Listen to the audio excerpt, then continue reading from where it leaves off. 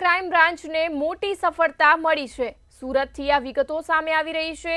Surat crime બ્રાન્ચને મોટી સફળતા મળી છે। પોલીસે 15 જેટલા બાઇક સાથે રીઠા આરોપીની ધરપકડ કરી છે। સુરતના અડાજણમાંથી વાહન ચોરની ધરપકડ કરાઈ છે। અલગ અલગ જગ્યા પરથી બાઇકની ચોરી કરનારની ધરપકડ કરવામાં આવી છે। ચોરી કરવી એ આરોપીની હોબી હતી। ક્રાઇમ બ્રાન્ચને બાતમી મળતા જ તેમને ચોરની ધરપકડ કરી છે।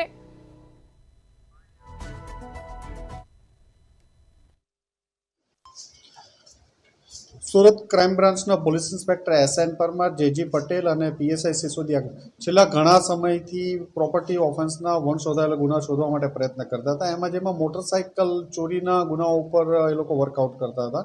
એમાં એ લોકોને એક ઇન્ફોર્મેશન મળી કે સુરત શહેરના ઘણા બધા અગાઉ વાહન ચોરીના ગુનામાં સંડોવાયેલ એક ઇસમ છે જે દીપક રઘુનાથ સિરસાટ, એ હાલમાં પણ વાહન ચોરીનું કામ કરે છે અને ઘણા બધા ગુનાઓ એને કાચર્યા હોવાની એક બાતમી મળેલી હતી, જે આધારે એના ઉપર વર્કઆઉટ કરતા હતા। પણ દીપક સિરસાટ મોટરસાઇકલ વાહન ચોરી કરી અને સુરત શહેર છોડી અને જતો રહેતો હતો। પછી 4-5 દિવસ સુધી અલગ અલગ રાજ્યોમાં ફરતો રહે, પછી મોટરસાઇકલનું પછી ફરીથી આવી અને ફરીથી પાછું બાઇક ચોરે। આમ એને આજે વહેલી સવારે અડાજણ વિસ્તારમાંથી એની ધરપકડ કરવામાં આવી અને એની પૂછપરછ કરતા અંદાજે એણે અલગ અલગ જગ્યાએથી ચોરેલા 15 જેટલા બાઇક રિકવર કરવામાં આવ્યા છે। ટોટલ 16